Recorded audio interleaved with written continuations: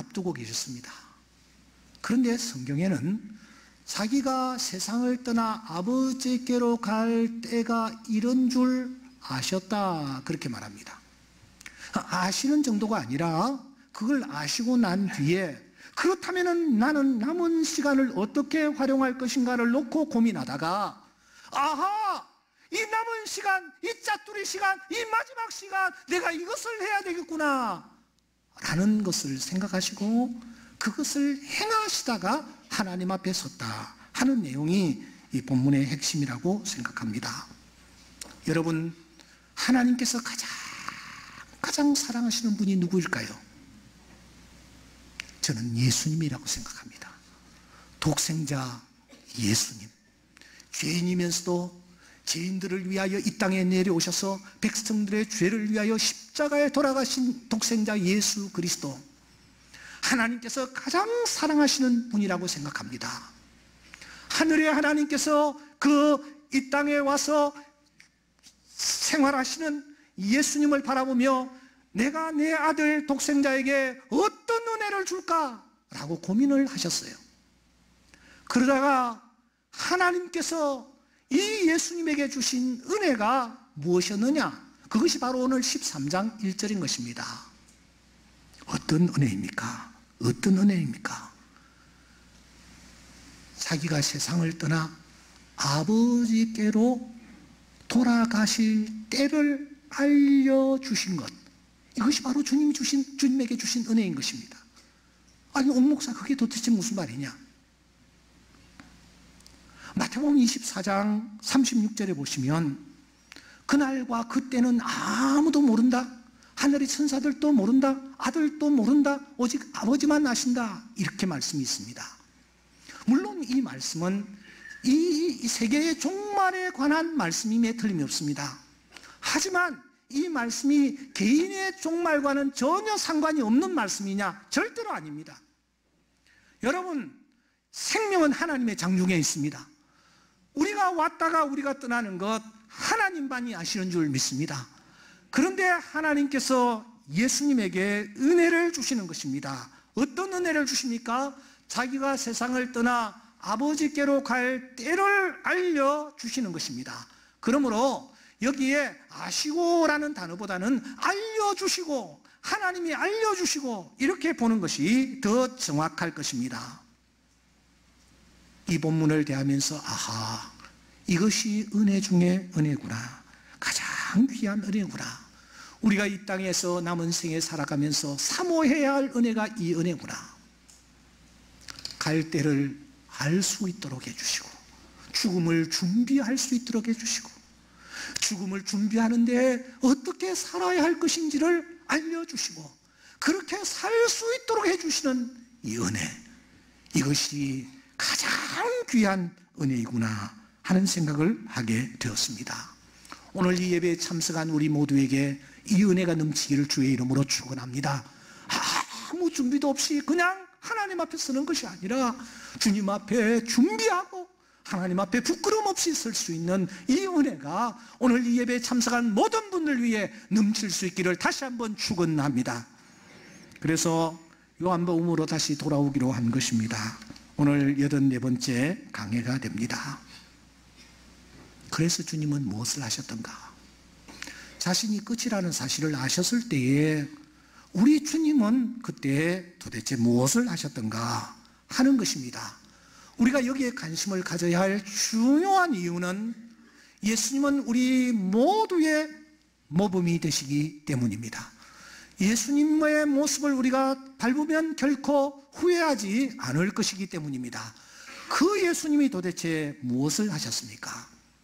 우리 아까는 그냥 가볍게 읽었는데 1절을 다시 한번 다 함께 읽도록 하겠습니다.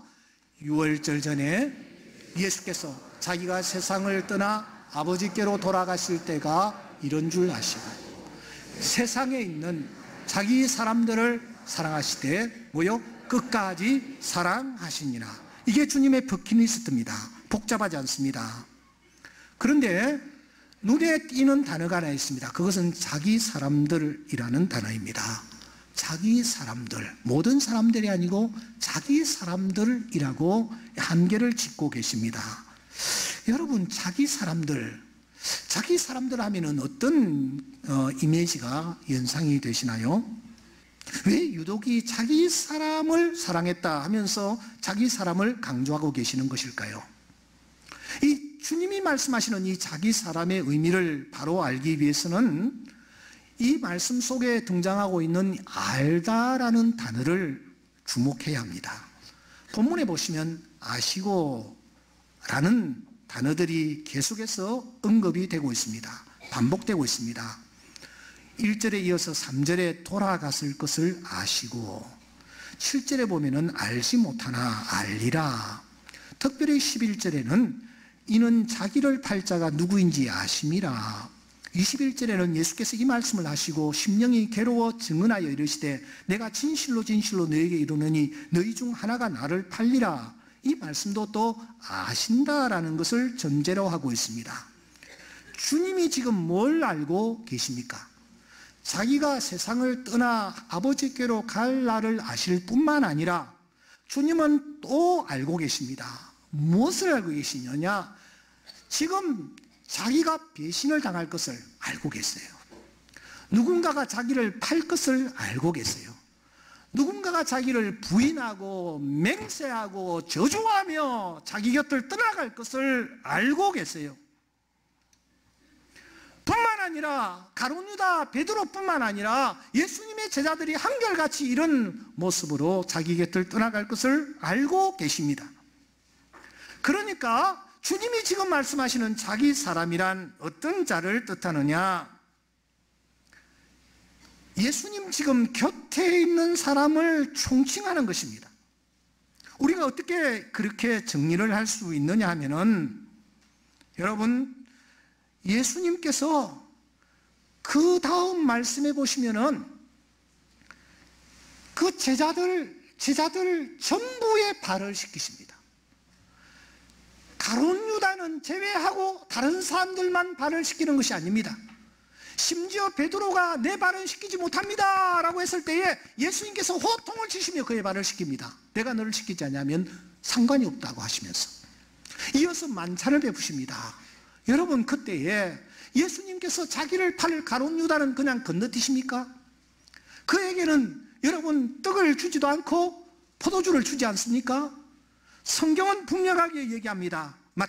요한복음 13장 26절에 내가 떡 한 조각을 젖혀다 주는 자가 그니라, 그렇게 말씀을 하시는 것을 볼 수 있습니다. 예수님께서 가룟 유다까지 다 주셨습니다.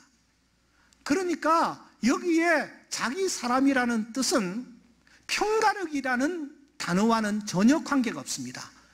예수님 곁에 있는 모든 사람들을 자기 사람이라고 지금 말씀하시는 것입니다. 한 걸음 더 나가서 요한복음 17장 2절에 보시면 자기 사람을 또 이렇게 해석을 하십니다.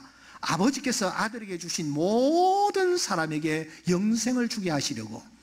그러니까 자기 사람이라는 것은 예수님께서 피로 값주고 사신 하나님의 자녀들, 영생을 얻게 하기 위하여 구원하신 하나님의 자녀들, 이 자녀들까지 다 포함해서 자기 사람이라고 말씀하시는 것입니다. 그 자기 사람들을 주님께서 어떻게 대하십니까? 편가르기를 하거나 팔이 굽어진다고 자기 가까운 사람들만 자기 편으로 만드는 그런 세상적인 개념의 자기 사람이 아니라 하나님께서 내 곁에 주신 사람, 하나님을 믿게 하고 예수 그리스도의 복음 앞에 돌아온 모든 사람들을 가리켜 자기 사람이라고 말씀을 하는 것입니다. 그런데 그 주님이 그 자기 사람을 어떻게 사랑을 하고 계십니까? 남녀 간의 사랑인 에로스, 친구 간의 사랑인 필레오, 부모와 자식 간의 사랑인 스톨게의 사랑을 하고 계십니까? 이런 류의 사랑의 특징은 사랑할 감정이 생기니까 사랑하는 거예요. 내 자식이 내가 사랑하는 거예요. 내가 직접 낳았으니까 내가 사랑하는 거예요. 예쁘니까 사랑하는 거예요. 감정에 따라 움직이는 사랑입니다. 이런 사랑은 결정적인 순간에 제약을 받습니다. 한계가 있는 것입니다. 그래서 성경학자들은 하나님의 사랑을 놓고 고민에 빠지기 시작했습니다. 하나님의 사랑은 에로스도 아니고 스톨게도 아니고 필리아도 아닌데 이 하나님의 사랑은 도대체 어떤 사랑일까? 고민하던 저들 눈에 호머시에 단 2번 등장하는 여러분 아가페라는 단어를 발견하게 되는 것입니다. 아가페. 이 사랑은 사랑스러운 것을 사랑하는 것이 아니었어요. 이 사랑은 의지적인 사랑이었어요. 분명히 앞에 언급했던 에로스라든지 필리아라든지 스톨게의 사랑과는 완전히 다른 사랑이었습니다. 여러분, 세상의 사랑은, 사람들 간의 사랑은 자기 만족을 위한 사랑입니다. 미인방명이라는 말이 있습니다. 어떤 아름다운 여자가 있습니다. 남자들이 그를 사랑합니다. 왜 사랑합니까? 그 여자를 위해서 사랑하는 것이 아닙니다. 나를 위해서, 내 만족을 위해서 사랑하는 것입니다. 그러니까 미인은 자기의 가지고 있는 것을 빼앗기게 되어 있는 것입니다. 그러니까 방명이 되는 겁니다. 여러분, 그러나 주님이 사랑하시는 사랑은 빼앗는 사랑이 아닙니다. 감정의 사랑이 아닙니다. 하나님께서 우리에게 주신 이 사랑은 무조건 주는 사랑입니다. 하나님이 세상을 이처럼 사랑하사 독생자를 뭐요? 주셨으니. 그래서 이 사랑을 오늘 요한복음 13장 1절은 끝까지라는 단어로 우리에게 주님의 사랑이 의지적인 사랑이었음을 알려주는 것입니다. 오늘 나는 어떠합니까? 사랑할 가치가 나에게 있습니까? 나는 가룟 유다보다 나으며 그래도 베드로보다는 낫고 나는 예수님을 배반했던 다른 여타 제자들보다는 그래도 나는 낫다라고 생각하는 분 계세요? 계시나요? 이사야 선지자는 1장 4절 이하에서 이렇게 말합니다. 범죄한 나라요 허물진 백성이요 행악의 존자요 행위가 부패한 자식이로다. 여호와를 버리며 이스라엘의 거룩한 일을 만놀히 여겨 멀리하고 물러갔도다. 너희가 어찌하여 매를 더 맞으려고 팩을 거듭하느냐. 온 머리는 병들었고 온 마음은 피곤하였으며 머리로부터 발바닥 끝까지 상한 곳이 없이 상한 것과 터진 것과 새로 맞은 흔적뿐들이다. 오늘 우리의 현주소가 여기에 있습니다. 우리는 머리로부터 발끝까지 상하고 터지고 새로 맞은 흔적뿐인 자들입니다.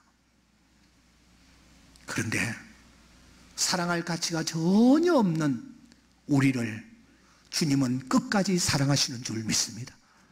우리를 이처럼 사랑하시는 줄 믿습니다. 결코 포기하지 아니하시고 절대 놓지 않습니다. 그 누구도 그 무엇도 주님이 우리에게 주시는 이 사랑의 끈을 끊을 수가 없는 줄 믿습니다. 그래서 바울 사도는 외칩니다. 누가 우리를 그리스도의 사랑에서 끊으리요? 환난이나 곤고나 박해나 기근이나 적신이나 위험이나 칼이라. 높음이나 깊음이나 다른 어떤 피조물이라도 우리를 우리 주 예수 그리스도 안에 있는 하나님의 사랑에서 끊을 수 없으리라. 끊을 수 없으리라. 이 세상의 친구들 나를 버려도 나를 사랑하는 이 예수뿐일세. 예수 내 친구 날 버리지 않네. 온 천지는 배내도 날 버리지 않네. 그렇다면 우리는 남은 생애를 어떻게 살아야 합니까? 째깍째깍 마지막 순간이 다가오고 있는데 우리는 남은 생애를 어떻게 살아야 합니까? 김형석 교수를 잘 아실 것입니다. 1920년생이니까 100세가 거의 다 됐습니다. 그분이 최근에 남아있는 시간을 위하여라는 책을 발간했습니다. 우리 세대 정도, 저희 세대 정도 되는 분들은 그 김형석 교수가 쓴 영혼과 사랑의 대화라는 책을 통해서 참 많은 감동을 받았을 것입니다. 그래서 이제 이번 책도 관심을 끌 것 같습니다. 그 책 내용에 이런 내용이 있습니다. 그가 어느 날 산책을 했답니다. 아마 저 연희동에 사는 것 같은데 연희동 뒤에 야트막한 산에 올라갔습니다. 마침 그때에 해가 저 산에 걸려 있는 거예요. 장엄한 태양을 보게 됩니다. 황금빛이 여의도 전체를 장식하고 있었습니다. 그런데 잠시 후 그 해가 산 뒤로 감추고 세상은 어두움 속으로 잠겨드는 것 아닙니까? 그때 지는 해를 바라보면서 형석 교수는 이렇게 생각합니다. 해가 지는데 도대체 몇 분 걸렸을까? 해를 떠받칠 수가 있을까? 내 나이는 몇 해나 남았을까? 몇 해라기보다는 시간일 것이다. 그러면 그 시간 동안에 나는 무엇을 해야 하는가? 그래서 붙인 책 제목이 남아있는 시간을 위하여서입니다. 그는 일자무식인 홀 어머니와 23년 동안 뇌출혈로 쓰러져서 의식은 있지만 전혀 움직이지도 못하고 말을 하지 못하는 아내와 함께 생활을 했습니다. 홀 어머니, 너무 무거운 짐이었습니다. 23년 동안 몸져 누워있는 아내, 큰 짐이었습니다. 짐이라고 생각했습니다. 그런데 언젠가 두 여인이 차례차례로 세상을 떠났습니다. 홀로 집에 남아서 보니 그때 그 어머니, 그 사랑하는 아내로부터 받은 사랑이 너무너무 크다는 것을 절감하게 됩니다. 짐이 아니었고 이분들이 사랑 그 자체였구나 하는 것을 깨닫게 되는 거예요. 그래서 그는 어떤 태도로 죽음을 대하여야 하나라는 질문 앞에 간단하고 명료하게 답합니다. 결국 어떻게 사는가에 대한 문제이다. 그것은 돈을 많이 벌었다, 유명해졌다, 훌륭해졌다. 그게 아니다. 인생이 어떤 것인지를 알게 되면 의사는 환자를 사랑하게 되어 있고, 교육자는 제자를 사랑하게 되어 있고, 정치가는 국민을 사랑하게 되어 있고, 기업가는 가난한 국민이 없도록 사랑하게 되어 있다. 그것이 곧 인류의 역사다. 그는 명쾌하게 남아있는 시간 우리가 해야 할 것이 무엇인지를 알려주고 있습니다. 남아있는 시간 우리가 해야 할 것이 사랑이라는 사실을 강조하고 있단 말입니다. 100세가 다 된 그 노인이 깨달은 깨달음의 결론입니다. 이제 저는 말씀을 마무리하려고 생각합니다. 그러면 사랑하는 여러분, 주님은 당신이 세상을 떠나 하나님께로 갈 것을 아시고 왜 이 사랑 하나에 집착을 했을까 하는 거예요. 왜 김형석 씨는 사랑이 인생의 역사라고, 남은 시간 사랑해야 된다라고 오늘 우리 인생의 후배들에게 강조를 하고 있는 것일까요? 왜 우리 주님이 자기 사람을 사랑하는, 내 곁에 있는 사람, 하나님이 내 곁에 둔 사람들을 사랑하는 이 일에 올인을 하셨을까요? 세 가지입니다. 따라합시다. 첫째, 오직 사랑만이 두려움을 극복하기 때문이다. 놓치지 마세요. 죽음은 두려운 것입니다. 두려운 거예요. 내 안에 두려움이 가득 찬 것입니다. 그런데 사랑만이 두려움을 극복합니다. 요한일서 4장 18절에 보시면 사랑 안에 두려움이 없고 온전한 사랑이 두려움을 내쫓는다고 말했습니다. 오직 사랑만이 두려움을 내쫓습니다. 죽음 앞에서 두려움을 극복하기를 원하십니까? 사랑하십시오. 그러면 두려움을 극복하게 되어질 줄 믿습니다. 두 번째, 따라합시다. 오직 사랑만이 죄를 덮는다. 여러분, 무엇이 우리의 죄를 덮느냐? 사랑만이 죄를 덮습니다. 우리는 하나님 앞에 설 때에 불꽃 같은 그분 앞에 서게 될 것입니다. 벌거벗은 몸으로 서게 될 것입니다. 그때 무엇이 나를 덮느냐? 사랑만이 나의 죄를 덮습니다. 그래서 베드로 사도는 무엇보다도 뜨겁게 사랑할지니 사랑은 허다한 죄를 덮느니라고 말하는 것입니다. 마지막으로 따라하겠습니다. 오직 사랑만이 긍휼을 불러오기 때문이다. 여러분, 하나님 앞에서 주가 죄인 살피면 누가 능히 서리요? 긍휼이 필요한 현장이 하나님의 심판대 앞입니다. 그 심판대 앞에서 하나님의 긍휼을 입을 수 있는 유일한 길은 무엇이냐? 사랑뿐입니다. 그래서 야고보 선생은 2장 13절 말씀에서 긍휼을 행하지 아니하는 자는 긍휼 없는 심판이 있을 것이다. 긍휼은 심판을 이긴다. 사랑하게 된다. 그렇게 말씀합니다. 우리가 긍휼을 행할 때에, 다른 사람들을 사랑할 때에 하나님의 긍휼하심이 나에게 임하게 될 줄 믿습니다. 우리는 주의 날이 도적같이 임하는 것처럼 내 날이 도적같이 어느 날 임하게 될 것입니다. 그러므로 지금부터 우리가 해야 할 것은 주님처럼 사랑하는 것입니다. 내 사람들을 사랑하는 것입니다. 하나님께서 내 주변에 허락해 주신 사람들을 사랑하는 것입니다. 믿음의 공동체를 사랑하시는 것입니다. 이 사랑을 통하여 두려움을 내쫓는 은혜가 있기를 소원합니다. 이 사랑을 통하여 우리의 죄가 씻음받고 덮어지는 은혜를 맛볼 수 있기를 소원합니다. 이 사랑을 통하여 장차 하나님의 긍휼하심을 입는 우리 모든 교우들이 될 수 있기를 주의 이름으로 축원합니다.